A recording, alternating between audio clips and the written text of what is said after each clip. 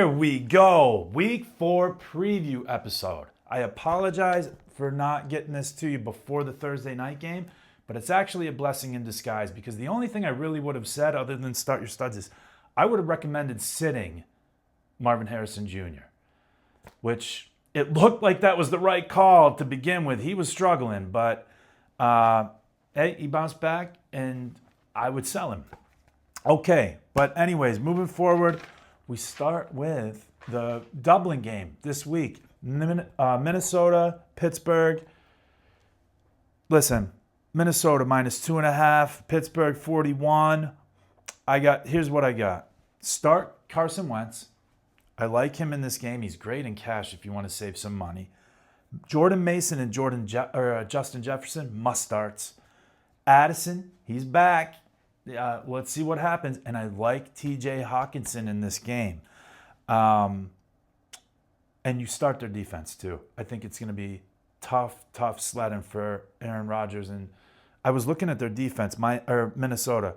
They're first against wide receivers, third against QBs, 11th against running backs, and 17th against tight ends. Okay? So, anyways, on the other side of the ball, Pittsburgh. I'm sitting Rodgers. You can play Jaylen Warren, but he got put on the injury report, so monitor that. I don't love him, but he's kind of my only guy I'd want to start for Pittsburgh this week, honestly. I'm sitting DK Metcalf. Minnesota first against wide receivers. I don't like that matchup for him. You're sitting Austin. In cash, I would play the cheapest tight end, whether it's Jonnu or it's Freiermuth, because if it's one thing that Minnesota's not good at, you see here, they're 17th against tight ends. As far as the Pittsburgh's defense, they're shaky. Like, the numbers were shocking to me. But anyways, I think Minnesota covers the 2.5, but I think that they win, and I think it's the under on 41. Next game, Cleveland at Detroit. Here we go. On the Cleveland side of the ball, the only guy that I'm starting is maybe Cedric Tillman, just for like some garbage time action. If you're going to pick one of the two wide receivers between him and Judy, I like Tillman more. You can start David Njoku. Detroit are 28th against the tight ends. I mean, Detroit always struggles against tight ends. The rest, now on the Detroit side, I'm starting everybody, even their defense and kicker. I'm starting everyone. Now, I get it. Someone's going to miss out, but I don't want to. You can't predict who it is. I think Jamison Williams has a great matchup. He was the one that missed out last week. I like him in this game. It's Detroit -9.5 against Cleveland, 44.5 over under. I think Cleveland covers because they got a great defense. It might be slow. We might control the clock, whatever it is. Detroit wins, and I'm taking the under. Washington and Atlanta, I'm going to come back to this one because I don't know what the deal is. Apparently, Jaden Daniels isn't practicing again today. That's not a good sign. It's Friday. Here's what I'm going to do. I'm going to pretend Mariota's in. The only players, McLaurin's not practicing. For volume, take Ja'Cory Krosky-Merritt, but I don't love the matchup. And really and truly, that's it. You can play Debo. Don't play Mariota. I don't like any of those options. Zach Ertz, if you need a tight end, hopefully there's a better option, but you can play Ertz. On the other side, I think Michael Penix is in for a big bounce back game. Bijan and Drake London must starts every week. Stash Tyler Algier. In Mooney, you can play in cash just in case. What's the over? The over under 45. Washington -1.5. Give me Atlanta to cover that because I think they win this game. At home, get right game. They were embarrassed last week at Carolina. I think they get things right. I wouldn't play Pitts. I wouldn't play McLeod. And yeah, but this is a shocking thing too. Atlanta's defense, real quick. 4th against wide receivers, 4th against QBs, 6th against RBs, and 1st against tight ends. after a blowout game against Carolina. Now, granted, Carolina scored a lot of those points on their defense, but still, that was shocking. Anyways, next game, Chargers at the Giants. -6.5, Chargers, 44. I think the Chargers cover. I think it hits the under because I don't see the Giants and their new QB, Jackson Dart, scoring much in this game. Justin Herbert, must start. Omarion Hampton, must start. McConkey, strong start. Keenan Allen, strong start. If you need upside, you're starting Quentin Johnston. He's been doing really well so far, surprisingly. And then I wouldn't start any of the tight ends on the Chargers side. On the other side of the Giants, I mean, the only guy you're starting is Malik Neighbors, and I don't even love that, in his first game with Jackson Dart, but you can't really sit Neighbors, right? Everyone else, I mean, you can flex Wan'Dale Robinson in a PPR league. You can flex Cam Scatterboo. I'm not starting Jackson Dart. I think, and there's no one else to talk about really in that game. Next game, Tennessee at Houston. 2 0-3 teams in the same division. Houston -7. Tennessee, and it's 38.5 over under. Tennessee's covering that. You can't give, Houston's not winning by 7 or more the way that they're playing right now. On the Tennessee side of the ball, I'm sitting Cam Ward. I'm flexing at best Tony Pollard just based on volume. I would stash Ayamana, but I'm not playing him in this game. He's going to be matched up with Derek Stingley Jr., possibly the best corner in football. Everybody else is a sit for me on the Tennessee side. On Houston, I'm nervous, but CJ Stroud is on that fringe of bench versus starting. Maybe it happens in this game. I don't know. Nico Collins is a must start. That's the only must start on that side of the ball. I wouldn't really recommend. I mean, you can flex Nick Chubb. You can flex Woody Marks if you're in deep leagues. Hopefully you have better options. Tennessee aren't very good against the run. Everybody else, I'm sitting. You can maybe get away with starting Dalton Schultz, and that's it on that side. Tennessee covers, and I think it hits the over of 38.5. That's a really low over under. I think that's the lowest I've seen all season. Next game, 2 3-0 teams. Philly at Tampa Bay. Philly -3.5, Tampa Bay, and it's 43.5 over under. I think Philly wins. I think they cover, and I think it smashes the over. Tampa Bay's dealing with a lot of injuries, and Philly's just a really good team. Tampa Bay's a good team, but I think with the injuries, with no Mike Evans, I think Philly smashes in this one. Jalen Hurts is a must start. Saquon Barkley's a must start. A.J. Brown's a must start. Devontae Smith is a flex. Goddard, I don't really like him in this matchup. On the other side, you can start Baker, but he's dealing with, hopefully you have a better option. He's dealing with an injury, plus he's got no Mike Evans. It's a must start for Bucky Irving, but you can flex Rachaad White too. I think while Evans is out, while they're figuring out what's going on with Godwin, they're going to rely heavily on the running game. Those two guys, especially with how cheap White is, you can put him in some cash games. You might even be able to flex him.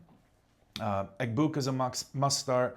Sterling Shepard was a great pickup this week if you got him and you need a little PPR, cushion. I think you could do worse than Sterling Shepard. He's going to fill in for Mike Evans while he's out. You can flex Shepard for sure. Everybody else, I'm sitting.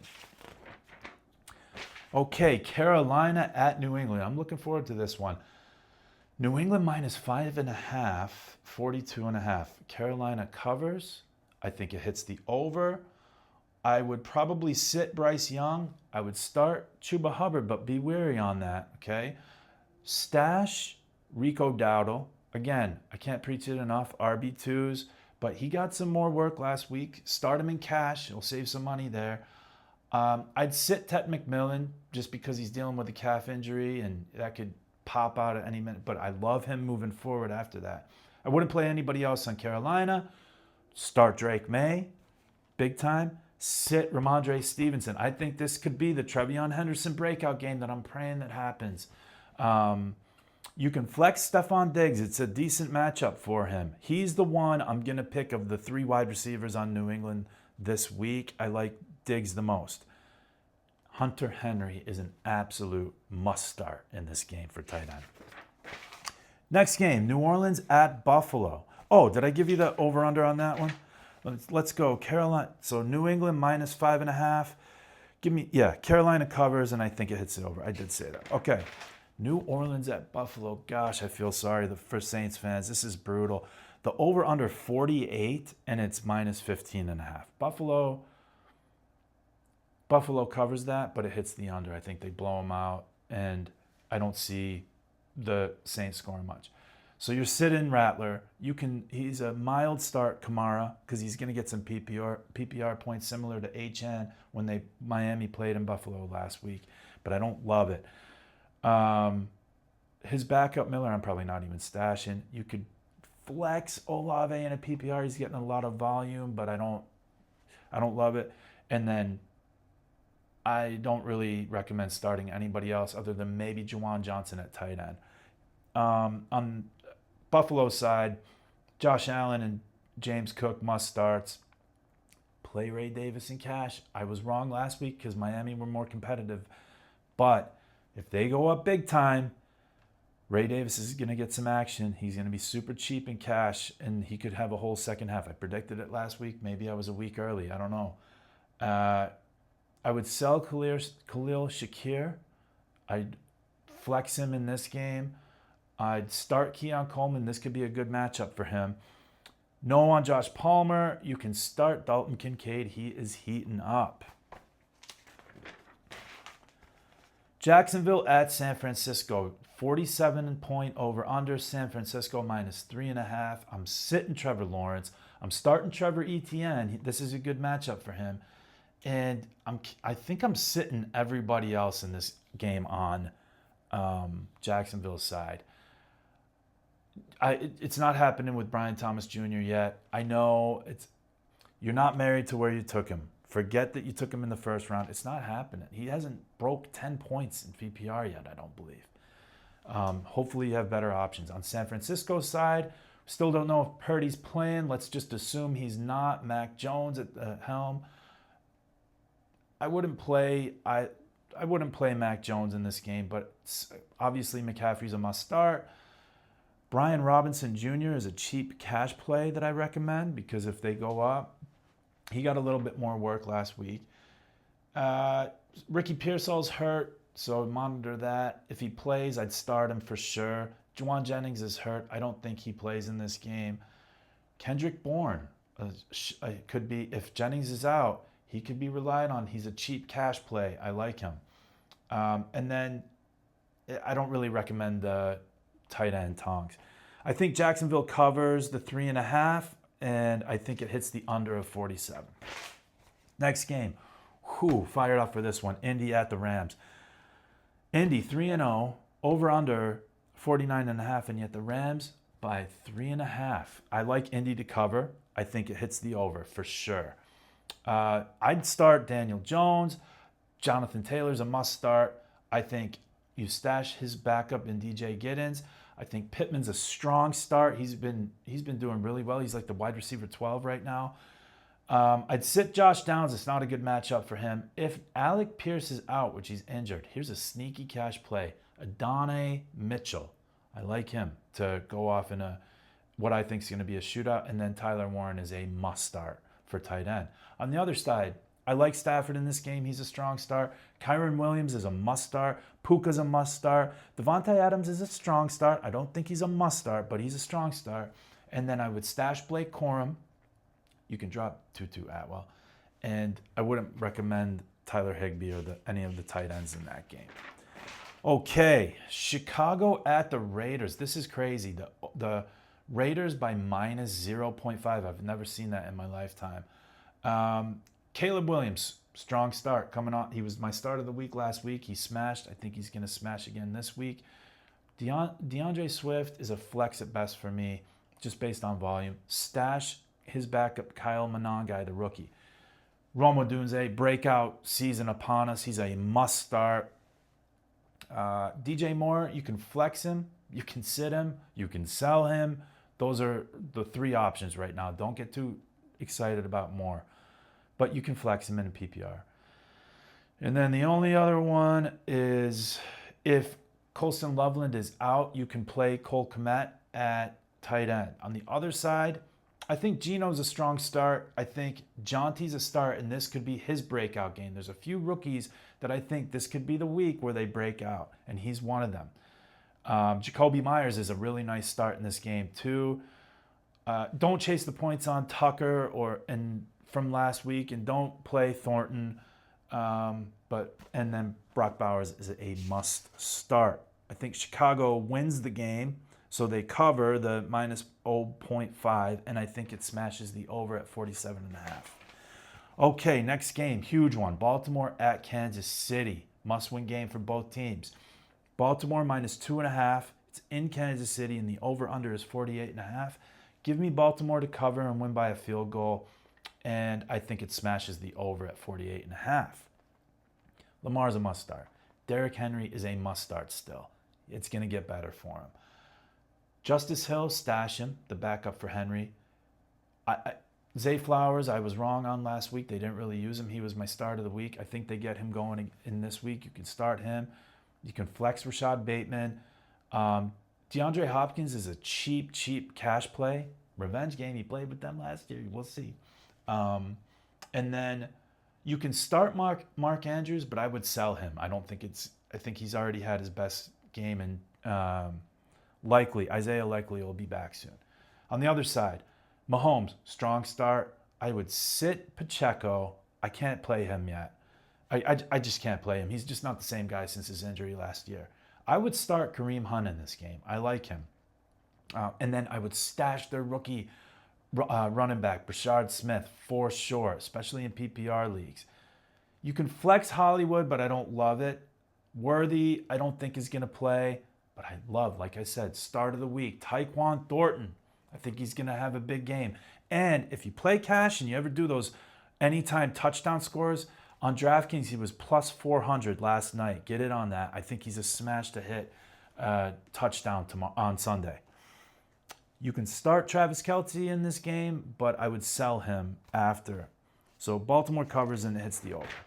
Next game, Green Bay at Dallas, Sunday night. I think Green Bay is going to destroy them. I think they're going to run up the points between everything of the Micah Parsons deal, reunion, the humiliation at Cleveland last week that nobody saw coming, Jerry Jones running his mouth all week. I think Dallas is going to be way behind. So Green Bay minus 6.5. Green Bay covers that for sure. 47.5, I'm going under because I don't think Dallas is going to score many points without CeeDee Lamb. Strong start, Jordan Love.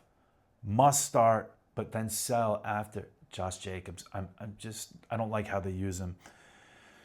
I would sit Romeo Doubs or low flex type of play, but I love Matthew Golden in this game. I think he has a breakout game in this game and moving forward. I love him in this game. Play him in cash, play him everywhere. I love Matthew Golden. You can flex Devontae Wicks, and Tucker Kraft is a must start. And obviously Green Bay's defense is a must start. I would sit Dak. Hopefully you have different options. You have to start Javonte Williams right now because of the volume, but I would be looking to sell him too. Stash Miles Sanders. You got to start George Pickens because he's going to get a lot of volume, but I'm looking to sell him too.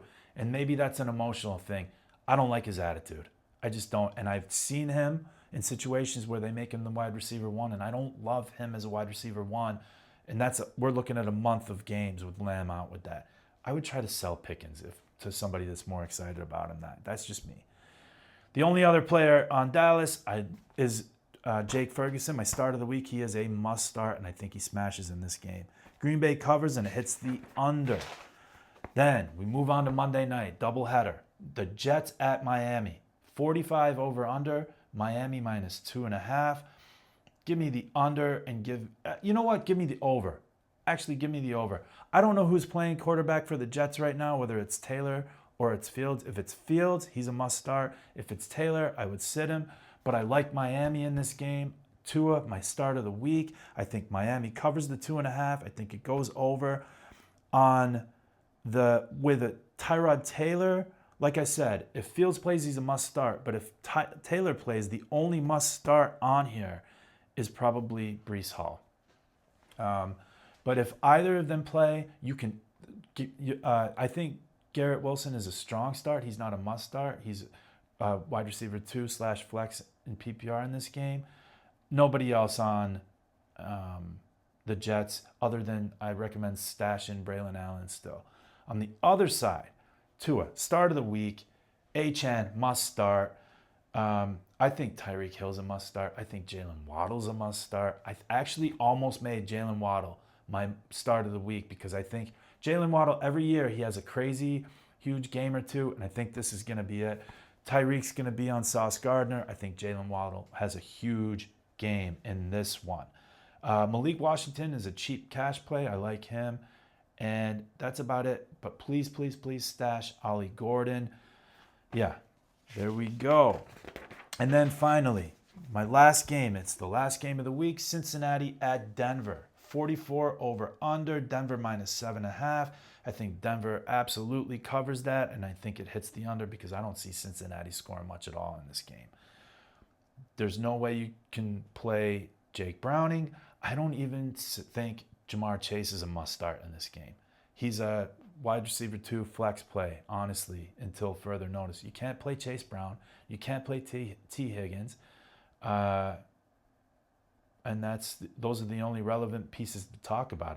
I don't even think I'd have any of the other Bengals players on my roster right now. I wouldn't stash Samaje Perine. I wouldn't have Ioshevitz. I wouldn't have either tight end.